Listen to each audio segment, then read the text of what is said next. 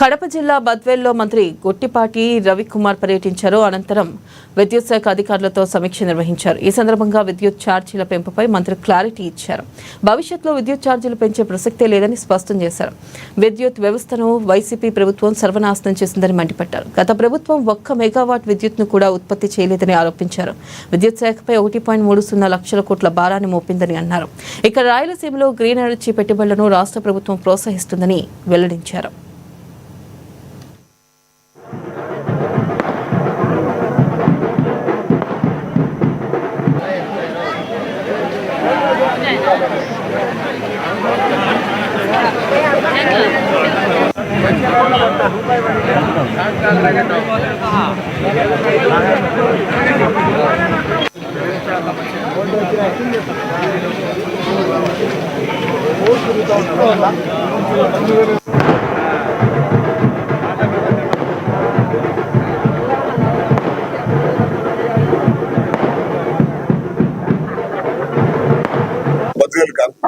Constituency రావడం జరిగింది.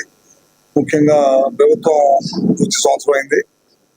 అయిన తర్వాత ఏ కార్యక్రమాలు ఈ ప్రభుత్వం చేసింది అన్నింటినీ కూడా ప్రజల్లోకి ఏ విధంగా వెళ్తున్నారనే దానికోసమే ఇవాళ రాష్ట్రం మొత్తం కూడా తిరుగుతా ఉన్నాం. మన ముఖ్యమంత్రి నారా చంద్రబాబు నాయుడు గారు కానీ తెలుగుదేశం పార్టీ క్యాడర్ కానీ అందరూ కూడా తిరుగుతా ఉన్నారు అనమాట. మా కేఎస్ఎస్ ద్వారా ప్రతి ఇంటికి వెళ్ళి ఈ కార్యక్రమాలన్నీ కూడా అందేటట్టు చేస్తున్నాం. మనం ప్రభుత్వం వచ్చి ఏదైతే ఆ రోజు మనం చెప్పామో ఎలక్షన్ హామీలు ఇచ్చాము. ముఖ్యంగా పిల్లలు చదువుకోవడానికి డబ్బులు ఇచ్చే కార్యక్రమం కానీ రైతులకు ఇచ్చే కార్యక్రమం తొందరలోనే మొదలు పెడతాం. ఆగస్టు 15 నుంచి బస్సు ఆ రోజు ఉచితంగా బస్సు ఇస్తాను, అది కూడా చేస్తున్నాం. పెన్షన్స్ ఏదైతే చెప్పామో మాట ఇచ్చిన దాని ప్రకారం 4,000 రూపాయలు పెన్షన్ పెంచాం. అదేవిధంగా కొంతమందికి 6,000 చేసాం, కొంతమంది 15,000 చేసాం, కొంతమందికి 10,000 పెన్షన్ ఇస్తున్నాం. నాకు తెలిసి దేశంలో ఎక్కడ ఇవ్వనంత డబ్బులు పెన్షన్ రూపంలో ఖర్చు పెడుతున్నాం. దాదాపు 63-64 లక్షల మందికి 33,000 కోట్ల రూపాయల పైన పెన్షన్స్ పైన ఖర్చు పెడుతున్నాం. అదేవిధంగా పిల్లలు చదువుకోవడానికి అయితే తల్లికి వందనం అనే కార్యక్రమం ద్వారా మనం దాదాపు 10,000 కోట్ల రూపాయలు ఒకే రోజు తల్లుల అకౌంట్లు ఇచ్చాం. బట్ ఇట్లాంటి అన్ని కార్యక్రమాలు ప్రభుత్వం చేపడుతుంది. ఇవన్నీ కూడా ప్రజల్లోకి తీసుకెళ్ళడం కోసమే ముఖ్యంగా ఈ కార్యక్రమం పెట్టాం.